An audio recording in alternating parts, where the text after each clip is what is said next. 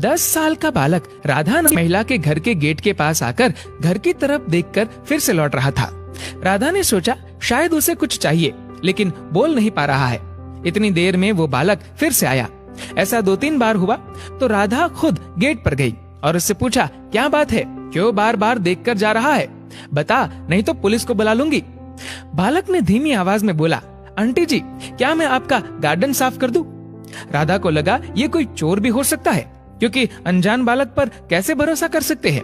इसलिए राधा ने कहा, नहीं हमें गार्डन साफ नहीं करवाना। इस बार बालक की आंखों में आंसू थे और वो हाथ जोड़ते हुए दयनीय स्वर में बोला, प्लीज आंटी जी प्लीज करवा लीजिए, मैं बहुत अच्छे से साफ करूंगा। राधा समझ गई कि शायद इसे पैसों की जरूरत है। बोली, अच्छा ठीक है। वो बोली, कितने पैसे लेगा? तो बालक बोला, पैसे नहीं आंटी जी, आप बस खाना दे देना। राधा बोली, ठीक है, अच्छे से काम करना। राधा ने मन ही मन सोचा, लगता है बेचारा बहुत भूखा है, पहले खाना दे देती हूँ। राधा खाना लेकर आई। बोली, ले लड़के पहले खाना खा ले फिर काम करना। बालक बोला, नहीं आंटी जी पहले काम कर लूं फिर आप खाना दे देना। ठीक है कहकर राधा अपने काम में लग गई।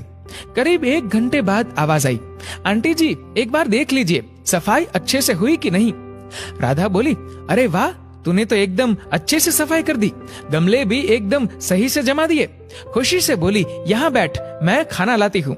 जैसे ही राधा ने उसे खाना दिया तो बालक जेब से थैली निकालकर उसमें खाना रखने लगा।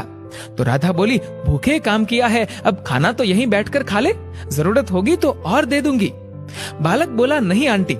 राधा को लगा कुछ तो गड़बड़ है और फिर से पूछा, क्यों लड़के? बालक जवाब नहीं दे रहा था। तो राधा ने गुस्से से पूछ लिया, बता कहाँ लेकर जा रहा है ये खाना और क्यों कर रहा है ये सब, वरना तुझे अभी के अभी पुलिस के हवाले करना पड़ेगा। लगता है तू घर से भाग कर आया है, बोल जवाब दे। इस पर बालक बोला, अरे आंटी जी प्लीज ऐसे मत कीजिए, मैं बताता हूँ, लेकिन आप वादा कीजिए पुलिस को नहीं बुलाएंगे। राधा बोली, लगता है तूने कोई बहुत बड़ी गड़बड़ की है, सच सच बताएगा तो छोड़ दूंगी। फिर बालक ने जो जवाब दिया सुनकर राधा की आंखों से जैसे आंसुओं की धारा बहने लगी।